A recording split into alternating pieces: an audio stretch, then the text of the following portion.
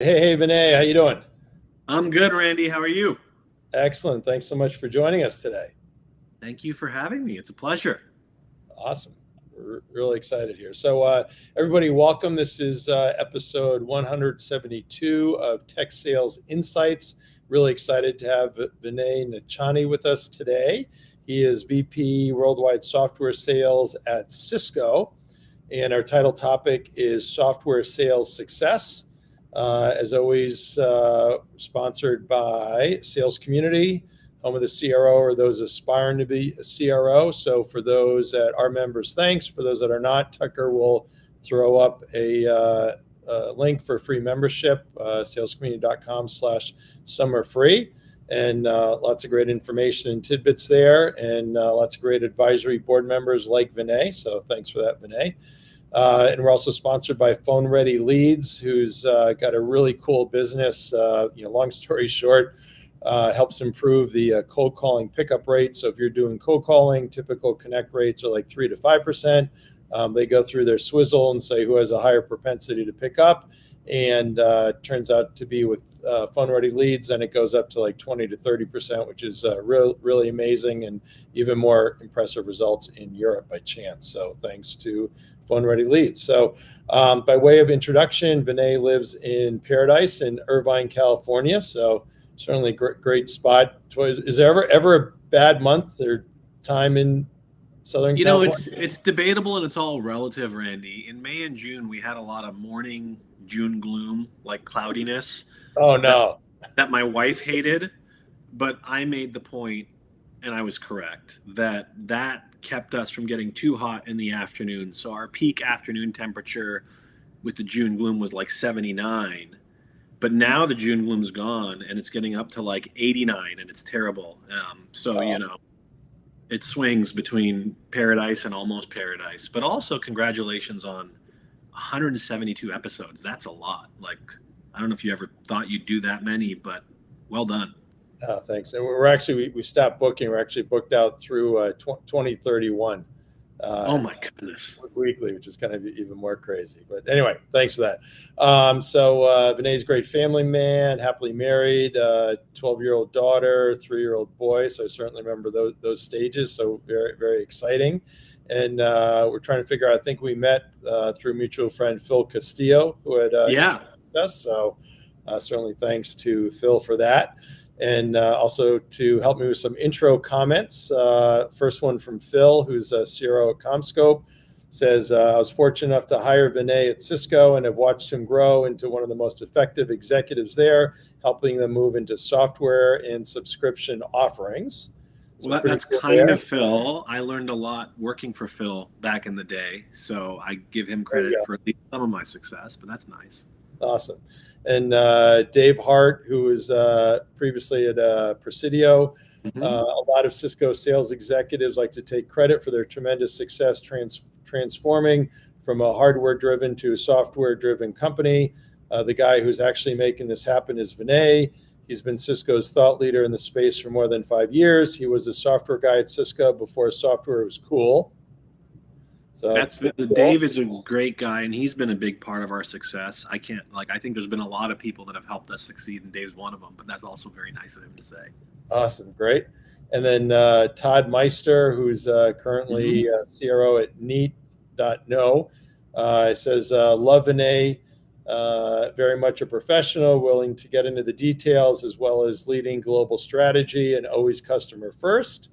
And then finally, Denzel Samuels, who is the global channel chief, says Vinay is a great guy, strong sales executive, has a great balance, and is unflappable, which is a great quality for a strong sales exec.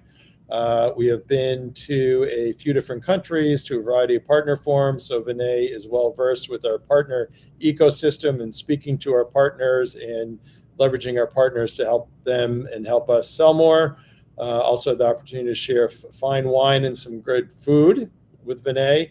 Well, Uh, Denzel knows his wines, so there you go. I got to give him credit for like I've shared fine wine with him, but he's selected them, and I just trust him with that decision. Nice. All right. And so he'll be a great speaker for sure. So anyway, nice intro comments there. I mean, I feel like, Randy, this has been a great call. We could just wrap it here. All these We're good, wonderful done. things people say, like we're good, like done. Exactly. All right. So jumping in our questions here. So you were a UCLA undergrad, 2000, Yeah. and your first job out of UCLA undergrad was actually as a channel SE at Cisco, right? Yeah, if you don't count the time I spent delivering pizzas or selling home audio at Best Buy in high school and college, then we'd say my first real job, I came into Cisco nearly 24 years ago at the peak of the .com into what was then called the Associate SE program. So Cisco would take kids out of college that had no industry experience, train the heck out of them, and send them out to the field. So I did that, and I came out as a channel SE, got my CCIE very early, which was a big Cisco certification on the technical side. And in my mind, I was going to be at Cisco, give or take, like about 5 years. And here we are 24 years later. Amazing. I mean, there's probably somebody, but I can't think of anybody that we've had on that's actually been full career just at one spot. And then along the way, you also went for a MBA at USC 10 years after you graduated undergrad. I know that's something people always kind of struggle with, especially on the go-to-market sales side, because a lot of times they say, well, you don't need it. What's the value? What was involved with you? Well, so for me, I had, as we said, started my career as an engineer and then an engineering manager and leader. Excuse me. And I had wanted to transition to sales. And where I was in my career at the time, like you said, 7, 8 years in was when I started wanting to do that. I found I was encountering a lot of resistance in bias, right? Nothing to do with my capabilities or my personality, but it was just this bias that existed that said, hey, you're an engineer, you're trained in engineering, engineers can't do sales. And I thought that was nonsense. It was, to me, very simple. Like, I understood the technology, I connected well with customers, I think I communicate relatively well, and I could see what salespeople were doing. I was working with them every day as an engineer and an engineering leader, and I didn't think it was that hard. But the MBA was valuable. Sometimes people need branding to change perception, and the MBA gave me a little branding that, hey, I've done this business thing and I'm not just an engineer, and like, dude, give me a shot. And that was how that played out. And it allowed me to move into sales as Cisco was moving into the data center and about to launch a product I think you're familiar with called UCS, the server platform we brought to market. Exactly. Yep. So the I'll say self-deprecating, you're leaving me off the hook, but the story behind the story was, it was probably around 14, 15 years ago. HP was the server leader by far. Cisco was coming up with a new server product called UCS. I got cornered by Steve Burke at CRN, who's the one of the star writers there, and said, okay, Randy, come up with some bold prediction.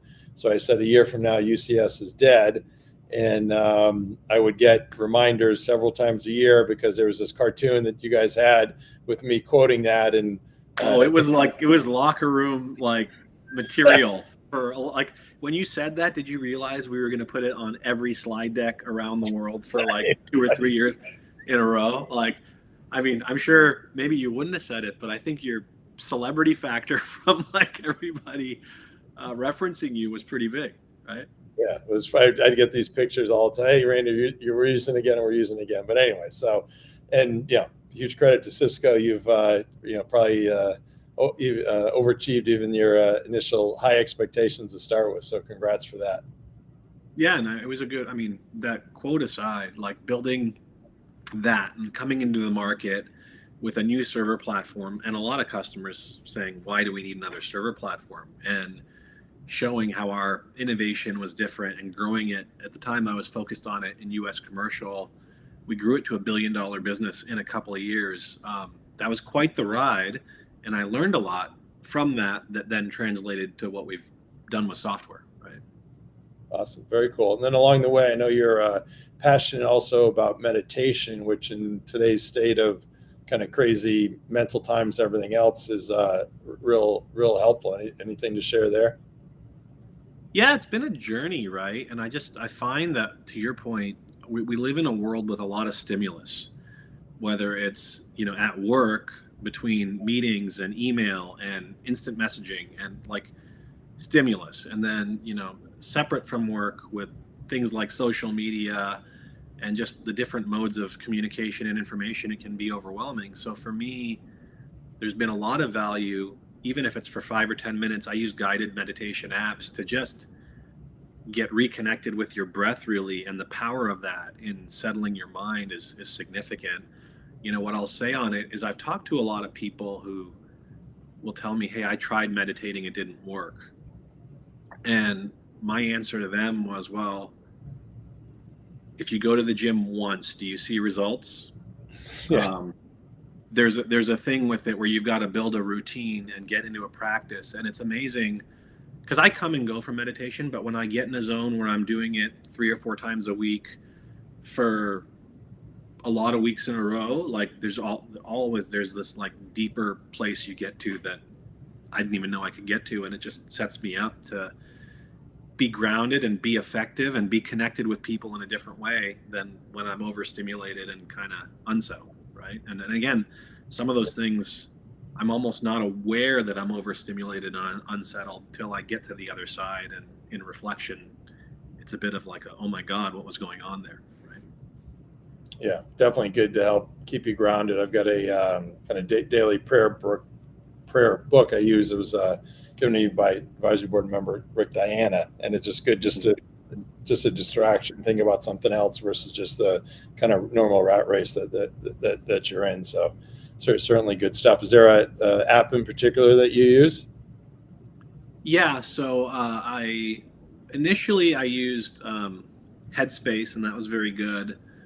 But then I eventually switched to Insight Timer, which also is very good and free. So that's the difference. Like Headspace subscription, Insight Timer free. Although Insight Timer has paid options, for me the freebies work pretty well. Awesome, cool. All right. And as we go here, certainly feel free, anybody watching or listening along, to post any comments or any questions. So we have one from Mark Foley here. Curious if you've seen a level of trust between customers and the SE role, and then leveraging that for sales growth and expansion, since the SE can be a trusted advisor and not looked at the same as a seller. Additionally, giving sales skills to SEs can further that leverage. So certainly a lot there. I'll let you answer. Yeah, it's a good multi-dimensional question, Mark. I would say big picture, independent of role, one of my core philosophies is customers fundamentally buy from people they like and they trust, right? Like you get those two things, assuming you've got competitive products and reasonable pricing, you're going to win. And often I've seen throughout my career, to your point, the level of trust customers have with SEs is often more and different than what they'll have with a salesperson, right? Because I think there's a purity in a lot of cases with engineers on wanting things to be technically right and a solution to meet the needs of the problem statement versus the pressure a salesperson has of having to make a number every month or quarter and meet a commit. I will say good salespeople, though, are able to prioritize and balance that pretty well in terms of caring about the customer and their outcomes versus having to get this deal on at this time. And again, it's a balance. But it's often because the pressure, the SEs are in a different place to deliver that. And when you get an SE who has the knowledge and can build that relationship and trust and also communicates very well, it can be very powerful. And I think some of our best customers over time, the relationship they've had with the SE has been one of the most significant pieces of that pie. Yeah, definitely. And then is there anything special that Cisco does to kind of weed in kind of sales training type things to SEs, not just the technical training? No, absolutely. I think one of the areas Cisco as a big company does really well is the focus on enablement, right? So we have quarterly enablement and execution priorities, and there's training associated with that everybody goes through. There's general and then there's specific to role. And a lot of it again, for SEs, it's a balance of, okay, there's new products, there's these new security suites, hey, there's Splunk coming into the portfolio, what's that about? But then how do you position it? What do you need to know? And like, how do you have the customer conversation around it? And that's an ongoing focus. I think if you want to have an effective sales force, you have to empower and enable them with training and with tools, just in a market that is constantly changing. Yeah, absolutely. So, great question, Mark. And I always found, I think you can always, kind of reorgs and rifts and things like that. Salespeople, I think, are somewhat expendable, but those, SE trusted relationships, especially a lot of larger tech companies, right? And they've been there forever. And those are the, not that salespeople aren't important, but those, trusted SEs are just, so vital to the relationship and the trust and figuring out, knowing the customer and what do they need and when do they need it and where are they going and all that. Absolutely. And I've seen that same dynamic exist with really good salespeople as well, where that customer relationship and trust and reliability is really strong. It's different on the engineering side, to your point, but I have seen it exist in both places. Awesome. And Ryan Batty, Ryan, good to I guess hear from you and see you a bit. What makes for an effective partnership with the marketing team in driving trust, pipeline, and revenue? What do you wish marketers would do more of or differently? Yeah, it's another really good question, and I'm just taking a second to think, right? Yeah. And this is not a canned executive answer, but I think part of the opportunity, most salespeople and sales leaders need help with is, like, we know what good marketing looks like. We know what good pipeline and sales look like. How do you connect the two? Is the balance, right? So I think a good partnership with marketing, we obviously want to raise awareness of products and solutions in a way that aligns with the things customers are trying to solve for or trying to accomplish. And these days, there are so many ways to do that, between digital, between webinars, between in-person events. And, I think what I see is we do a good job of getting customers to attend that and have a good experience. How it flips into a pipeline opportunity that we wouldn't have had anyways is hard to quantify, but often what it'll do is it'll take something that was in play and increase our standing if we execute effectively. And so I think on the marketing side, it's really how you balance quantity with quality and link it to either identification or development of deals is kind of the secret sauce, right?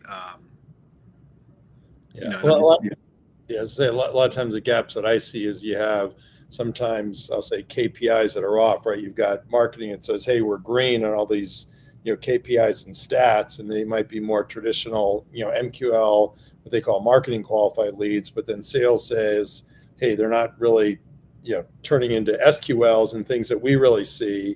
And a lot of times, I'm not saying this is at all for Cisco, but probably more maybe medium-sized companies. But a lot of times, sales leaders are always being driven hard around what's the revenue number going to be. They're driving down on their OpEx and their spend. Sometimes having to do cuts, and then kind of marketing has all this budget and all this money, and the sales teams are saying, what the heck, we got to get more. So the best practice for sure is around kind of getting that alignment and making sure, balls don't get dropped, between that process, and making sure they're very focused in, what does good or great look like. Exactly.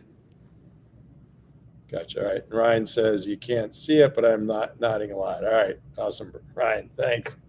All right. Thanks. Questions, keep questions and comments flowing. So, all right. So certainly we all know Cisco, but tell us about your role. So yeah, in my current role, like, so if you go back, right, we talked a little bit about the engineering management, UCS, and data center. When I was doing the data center thing, I started to hear a lot of customers asking about cloud computing. And I'm talking about like back 2009, 2010, it was a newer concept back then. And I started to just dig into it in a way that I quickly became the expert on. And a couple of years later, our leader of U.S. commercial, Allison Gleason, said, "Hey, Vinay, I want you to work for me and lead cloud and software for commercial." And I'm talking like 2013. And I said, "Well, I know what cloud means. I know what we're trying to do there, but what do you mean software?" And she basically said, "I don't know, but Chuck, who at the time was running sales, he wasn't the CEO yet, Chuck Robbins," she said, "Chuck thinks it's going to be a big deal. I need you to figure it out." Was where that started, right? And so I started with that then, and eventually we did figure it out, and I can go through what figuring it out looked like, because at the time we were very much a hardware company.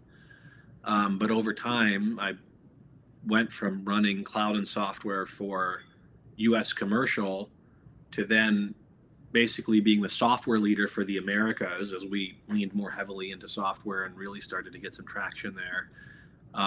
And 4 or 5 years ago, I became the VP of global software sales for Cisco. So in this role, what I do is I drive our go-to-market motions and transformation around software, specifically focused on buying programs, which are enterprise agreements, whole portfolio agreements. There's service provider agreements in there, but they're contractual agreements that allow customers a set of benefits for making commitments to our portfolio or portfolios. And that's a business that when I started with was in the ballpark of 500 million globally. And this year, I mean, we're in the end of our fiscal year, we'll finish north of $7 billion. So we've had a tremendous amount of growth on that journey as we've evolved offers, evolved processes, built specialist organizations, thought about customer success and adoption, leaned into the renewal motion. But at the core of it all has been our focus on our customer journey and how we bring value and simplification to them along the way. Oh, great. So a lot to unpack there, but certainly we're talking before on the kind of the license aspects. So you kind of have a unique model where you don't necessarily kind of show up and say, "Hey, usage-based pricing, here's what you owe us for kind of going before." You kind of commit to what it's going to be going forward for a bit, right? Yeah. So if I focus on enterprise agreements, right, which are probably the biggest and most at scale part of that business, what an enterprise agreement is a 3 or 5 year commitment to Cisco software, and it's structured in a way that's modular. So we have different architectures or portfolios: networking, security, collaboration, observability, services. And so customers can commit to those portfolios or subsets of them. And what they get a number of benefits when they do that. One of them is not to exceed pricing over the term of the agreement, right? So in recent years with inflation, we've all seen price increases. Customers in an EA are protected from price increases for what they've committed to, but also for their overconsumption. And what we do on overconsumption is this concept of true forward, which is different than a true up. As we got into doing EAs, customers told us, "Hey, Cisco, we love the concept, but don't do true ups." Other vendors, I won't name them, Randy, you can, but other vendors do this thing called true ups, which are awful in terms of audit and legal. And hey, you owe us money that we didn't know we owed them.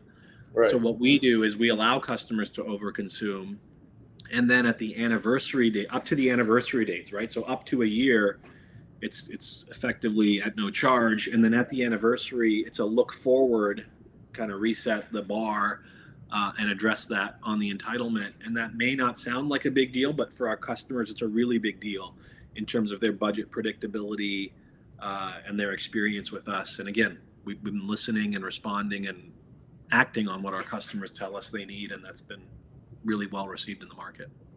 Awesome. Great way to partner for sure. So certainly a lot going really well. Any particular challenges that you're kind of working on?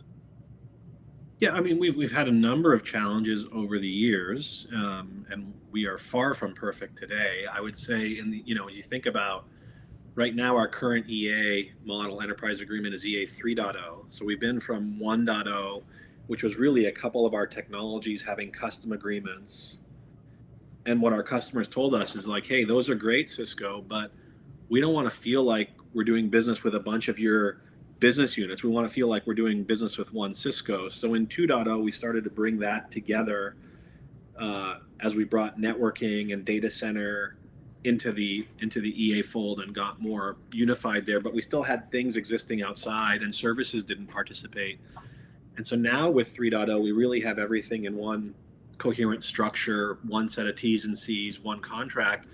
And as we've done that, our core challenges, I would say one is just data quality, right? When you look at software usage across all these different products, they're measured and metered differently. And if you look at our customer hierarchies, things can get muddled in terms of how much is one customer using. So cleaning that up is an ongoing focus so that we can better give customers visibility to what they're using, and at renewal have a coherent conversation.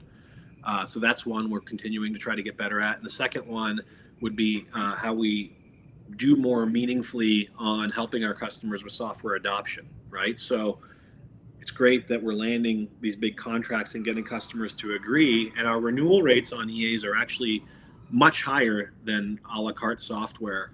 But when they don't renew, the core thing we see is customers didn't get enough value out of what they bought. So we're really leaning in right now to look at how do we bring more rigor to that, not just from day one, but getting our teams organized with customer success while we're negotiating the deal to make sure customer success and partners are aligned on why is the customer buying the software, what do they want to get out of it, who do we need to engage with, and really get that in motion from day zero or day one versus reacting to it 6 months before a renewal date and realizing the customer didn't use X, Y, or Z, and now that's at risk. And then besides the, I'll say, current customers and focusing on the NRR net retention revenue, is there much focus on, I'll call it kind of net new or greenfield as well? Absolutely. So when we look at, and when you think about greenfield for Cisco, there's some nuance to it in the sense that what is a greenfield customer? If I look at the Fortune 1000 or the top 5,000 accounts globally, 90+% of them have some Cisco. Like, it's really hard to actually find a customer that has zero. I was gonna, that's why, yeah. Across our portfolio. So when we think of greenfield, it's more about greenfield for the technology, right? So they might be a networking customer, and that's great, but are they a security customer, right? And so, you can think about that from an EA perspective on how do you cross-sell, but also security can be a different buying center. So in some cases, we have to treat it like a new agreement, right? And so when I think about new customers, there are net new customers, and we've been investing heavily in enabling our partners and distributors to lead the EA sale to help us reach places we haven't got to. And partners like Presidio and others have led the way there and been exceptional in driving that scale. As you get into the top tier of the pyramid, it's really about expansion and how do we use the renewal event to expand the contract? How do we leverage cross-sell opportunities to position new technologies and drive a bit of a different sophisticated sales motion? And we've been good at doing it. What we're seeing is when we move a customer from a la carte to EA, their annual spend with us goes up 20 to 30%. The renewal rate of EAs is 20 to 30 points higher than a la carte. But then on renewal, we're seeing the EAs expand. And a lot of customers, when they get in that motion, they might buy an EA, let's say for collaboration. They'll quickly say, hey, I like this experience. I want this for your other technologies. And again, remember, they might be buying those other technologies piecemeal in an environment where they also buy other vendors. As we move them to an EA, we secure commitment in a way that is growth and advantageous to our business, right? So there's a lot of dimensions to it, but we drive a market motion there that I think is working well and has room for improvement.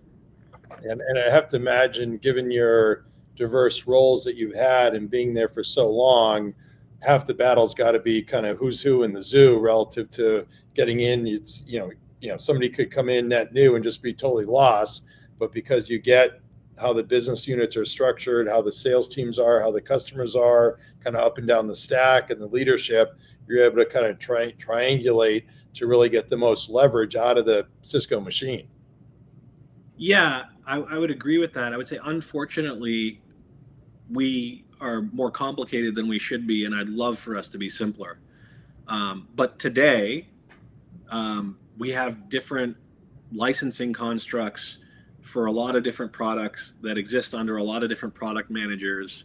And so navigating that would probably be overwhelming if you came in fresh from the outside. And then our go-to-market motions globally, with our segmentation and our partner coverage and the nuances of that, and how Asia is different than the Americas, it can be a lot. We have really good leaders in those markets that I work with to help us drive it. But yeah, it can be complicated, and having grown up in sales and, come from channels to commercial to data center to I have a little bit more knowledge of how to operate, and also really good relationships with people around the company. Yeah, that's awesome. So we have a couple comments here. Donna says, brilliant, true forward versus true up on the enterprise agreements. And then Ryan says, great move. Enterprise agreements are so much easier on customer procurement teams and more predictable for annual budgeting. So really cool. It'll be interesting to see some of these other companies follow suit. So anyway, so getting back, talking about software sales success, you've also been one of the key leaders around the sales transformation effort, going from a product-centric approach to more of a customer use case-driven approach. Can you talk about that a little bit? Yeah, I think that's an area, again, when you look at all the products in our portfolio, right, you have 5 or 6 major architectures underneath that, a number of subcomponents.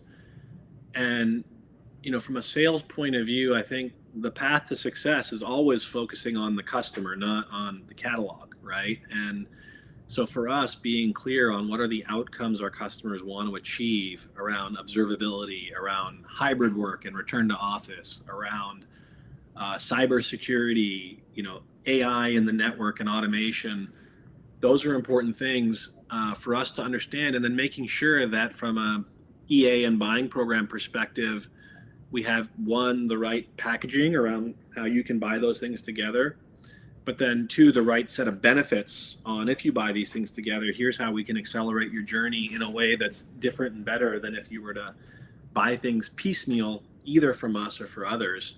And now, again, beyond that, how do we drive the right adoption motion and services construct around it?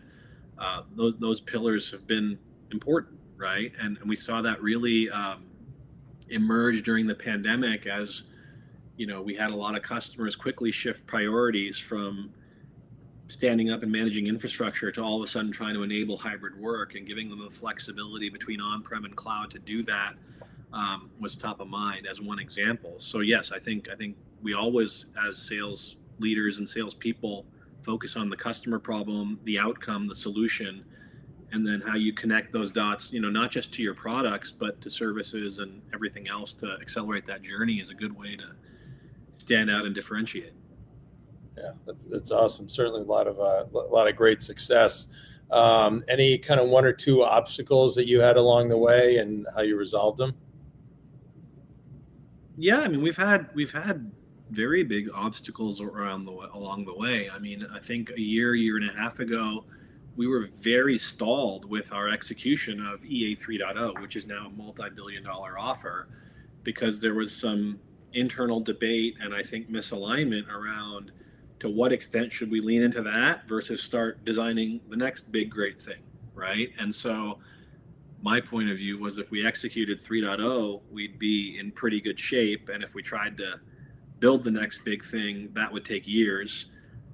So we had to really lean in internally, again, rooted to what customers valued, their use cases, their desires, to kind of have that debate and bring data to it to help bring people along. And it wasn't one of, I think it's often the case, probably at many companies, that winning the debate wasn't a black and white, okay, we'll do this. But what we managed to do is secure some commitment to invest a little more in 3.0 than what we were getting. And with that, we made damn sure we delivered results. And as we delivered results, then it was, okay, we get a little more. And then over time, that just became, to use a Mandalorian reference, this is the way. I don't know if you watch that show at all, Randy, but I've got young kids, so we watch shows like that. This is Awesome. Really cool. And along the way, I'm sure you've had some great mentors. Any kind of one or two nuggets that you could think of in terms of advice you've received? um, I think I've had a number of good mentors along the way. Like early in my career, when I became an engineering manager, my hiring senior engineering manager was a gentleman by the name of Ashan Willie, who went on to be CEO of Proofpoint and now New Relic. And I think, what I learned from him, I was always, I would always say I was always a little bit book smart, but he really infused the importance of passion to things. And Sean was always very passionate about technology and customers, and that was inspiring to me. I talked about Allison in commercial, just giving me the opportunity to do things transformational that I think I was really good at, and has been a springboard to where I am today. And I think with Allison, she was both really difficult and really amazing to work for because she was very demanding. But in her demandingness, if you could rise to meet the demands, then that was fun because she would make things happen as a result of that. So I learned a lot there. And then I think recently I worked for Mark Dodds, who just recently moved on, and he's now the chief revenue officer of Elastic. And Mark was just such an exceptional people person and so charismatic and down to earth in spite of the big jobs and big things he was doing. And I learned a lot just interacting with him, right? I think everybody you interact with, you learn something from, either what to do or what not to do. And those three, I learned a lot of what to do from. Awesome. That was Mark who? Dodds. Dodds. All right. Awesome. Very, very cool. And then Ryan chimes in. I worked with Ashan too. He's a great exec and great person. I agree, Ryan. There you go. And then what about in terms of sales leaders? You've been exposed to kind of so many great ones. Any in particular you want to give shout outs to? Well, I would say those three were three great sales leaders. I also like my current boss is fantastic, Chris Heckscher, leading services and software There you go. globally for Cisco. And I think Chris is just really down to earth and cares about people, and I think really, really curious, and in a way that I think keeps the organization and keeps people interested in paying attention to details in a really constructive and healthy way. Like he'll ask a lot of questions, but you never doubt that he has your back and is trying to help the company and you win. And I think that's a good environment to operate in, and it's a reminder of the environment you want to give your teams. Awesome. And Ryan's on a roll here. He says, Randy, is this where we talk about McNeely, who's Scott McNeely, who Ryan and I had the pleasure of working with at Sun, who's certainly a great leader in his own right. We'll focus on you here. So with your kind of software business. If you want to have a Scott McNeely story, go for it. Like I got. Some I can talk about, some we can't talk about. But kind of from a kind of generating leads perspective, you're basically leveraging, it seems like, most of Cisco engine, Cisco, kind of customers, which kind of maybe makes life a little bit easier.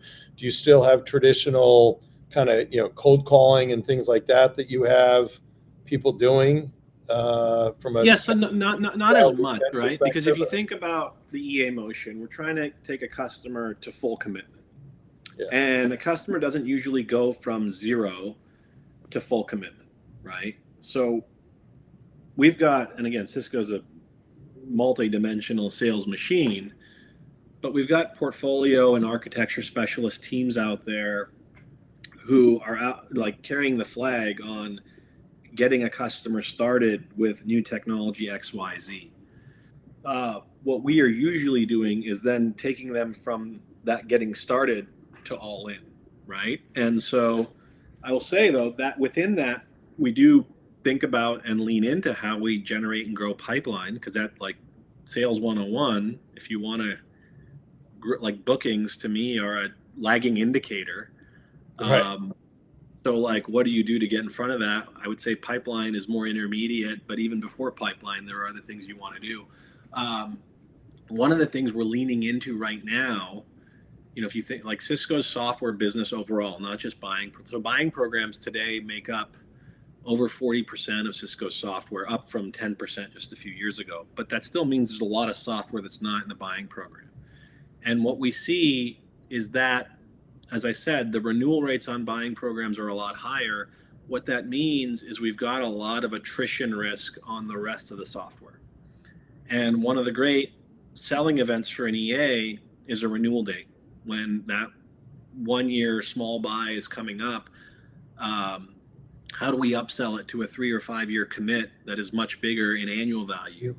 And so we're putting a lot more rigor right now to lean into the renewal event, the renewal data, the renewal pipeline, and how we convert that to EA. And what we found is to do it effectively, you've got to start the conversation 6 to 12 months ahead of renewal. Right. And so again, within Cisco, you've got customer success teams, you've got renewal teams, you've got partners, you've got sales. So how we thread that motion and come with the right value prop at the right time to move it. And again, hopefully we've done a good job driving adoption, but if we haven't, we want to engage earlier. So make sure the customer sees value in it. There's a lot there that we're doing, but at the end of the day, what we find is if we can convert 20 or 30% of that a la carte software to EA, it flips Cisco's attrition risk down in a way that is unbelievably large in terms of like bookings and revenue impact. Like when you start doing the math, and I won't take you through it because it'll be a lot to take in, but there's a lot there that we can affect not just for our number, but for really the company's health overall that we're really leaning into as we speak. Gotcha. And then in terms of I'll call it the sales tech stack, unlike a lot of companies that have, I'll say, the different, kind of maybe stovepipe solutions, the approach Cisco seems to be a lot more just to leverage the broad Salesforce portfolio. Yeah, I would say from a pipeline and opportunity management and, managing sales stages and sales cycles, it's very Salesforce centric. And within that, we're doing a lot with the sales console piece of it to really bring the right dashboarding visibility and awareness to different sales teams. And again, we've got a lot of different sales teams. So how we make sure the right information gets to the right people at the right time and it's actionable in the right way. We're doing a lot of that through Sales Console, and we're having some success with it. Oh, great. So a question from John, curious on a different note, with Cisco being so big and somewhat confusing on the inside, maybe political question mark, how do you suggest a sales leader from a faster, more nimble, more aggressive company like Palo, CrowdStrike, Fortinet, or Zscaler adapt to the Cisco culture? Okay, so I would first of all, that could be his perception. So you can reset. Well, no, it could be your perception, John. I would challenge you to not just assume that we are especially not aggressive. I think we would like to be faster and more nimble. What I've found, I'm just going to riff on this for a second, is in the industry, and this probably exists with a lot of large companies. Randy, you may have experienced at HP. There's a lot of bias from smaller tech companies and startups that because a Cisco and maybe an HP is bigger and slower, that the people have characteristics that are different, right? And I would just challenge everybody to just second guess that assumption, right?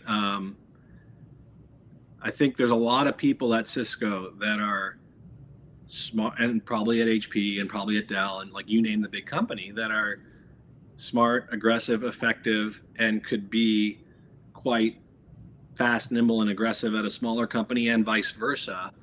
I think, John, the keys to success as a human being are how you communicate, how you listen, how you prioritize, how you execute. And at the end of the day, if you can listen to customers, understand their needs, prioritize that, influence others to get on board, and manage execution and teamwork, I don't think that is different at company X, 10-person company versus 100,000 person company. Mm-hmm. What's different probably at a Cisco is because of our size, we have, and I've had a lot of friends that have gone back and forth, and this is what they tell me is, Vinay, you don't realize the resources you have that you can leverage for execution on the marketing, on the HR, on the finance side that don't exist elsewhere. Like here, you got to do everything yourself to a certain extent. But then I think the vice versa is true. Like, again, if you can get stuff done, you figure it out, right? And part of having all those resources is sometimes things are a little slower because you got to spend time aligning priorities between a lot of different groups. But how you do that and how you align priorities at a customer are actually not very different. I don't know, Randy, if you have a perspective on that, because I know you've done the big company thing as well. But Yeah, I mean, it's funny you hear, some of the big company, they complain about this or that. I'm like, okay, well, until you go to a small company, you really can't appreciate and understand all the help that you really do get. And I think a lot of times the bigger companies, they kind of just, take all the resources for granted. And then another thing too, that's a huge benefit is, and I know, Cisco is one of the, was the earliest and probably the best and the biggest, leveraging the channel partner ecosystem. I mean, just that help and support that you get. I mean, you have literally unlimited, resources, right? If you want help on an account, you name it, you got it, right? People are lined up to help and support. So just so huge, which at a smaller company you don't necessarily get. But John, thanks for the question. Appreciate it. And I know too, from an outside resource perspective, you do a lot, kind of Cisco does a lot in-house, but I think you've leveraged Alexander Group, you're saying before, for some things as well. yeah, I mean, again, so it kind of goes back to, yes, we're a big company. Yes, we have a lot of resources. But when we started down the software journey, we didn't really know what that was going to be. And we had to kind of figure it out startup mode within the big company. And so we leveraged Alexander Group as one great example to help us think through, what is a good software company recurring revenue model look like? How do we have to think about a sales go-to-market differently? A whole set of things that we just didn't have experience with. And they were very helpful in helping us think through those things. And there's a lot of good knowledge and data and just everything there that it was really, really valuable for us to get that perspective. Cool. Yeah, certainly great group and sales community sponsor as well. Ryan asked another question. What are some examples of the sales go-to-market productivity tools your team uses that you think are innovative and or add value? I'm a fan of Gong, for example. I think you're kind of the short answer there is you're really kind of leveraging, as you mentioned before, the broad kind of Salesforce solution stack, correct? Yeah, and then we've got some EA specific sales tools internally that we've been iterating and innovating around to make them easier and to leverage better insight to identifying opportunities. And I think there's more we probably can do there, with AI specifically. I was reading something today just randomly on I think it was one of the investment banks, but how they're going to use AI with their investment advisors to take notes, summarize calls, formulate action item emails, et cetera, et cetera. I read that and I'm like, well, we could probably benefit from that as well. That would be a big time saver. So I think there's a lot to explore there, and we could probably do more than we're doing. And it's something I'm starting to think about. Definitely. And Ryan, I'm a fan of Gong as well. So now maybe shifting here on the talent, kind of people side, certainly a lot to do and a lot to be done. Any kind of best practices there as you look at kind of assessing kind of the talent and skill sets that you have, and then, I'll say maybe ongoing, training or kind of, managing people, up to improve skill sets? Yeah, I think, look, at the end of the day, our talent is how we make things happen, right? We drive success and results through the power of our teams. And so from a, recruitment perspective, I've found that we have had a lot of success getting talent of different backgrounds together, right? So if I just look at the makeup of my current and previous teams, I've had sales leaders come into software sales lead roles and be successful. I've seen people come from consulting, from finance, from engineering, and bring a different perspective that's helped us drive success. And so kind of going back to that bias of an engineer can't do sales, I am very anti that approach, and I really Oh, great. Yep. find really good people in different backgrounds that help us move this business forward. And then I think in conjunction with that, from a development perspective, how you give people the right stretch opportunities to do different things and apply their skill sets and knowledge in different ways is one of the best ways to grow that talent, keep them interested and motivated, because now they're solving a new problem, and they're going to solve it in a way that is not the way somebody else would have solved it, especially somebody in more linear path. So it leads to a, people talk about inclusion and diversity, and I think that's really important.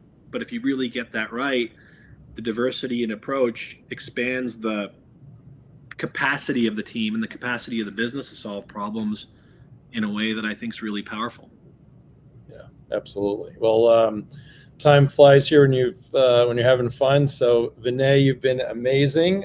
Thanks for those that have chimed in, and as always, Tucker, thanks for your help behind the scenes.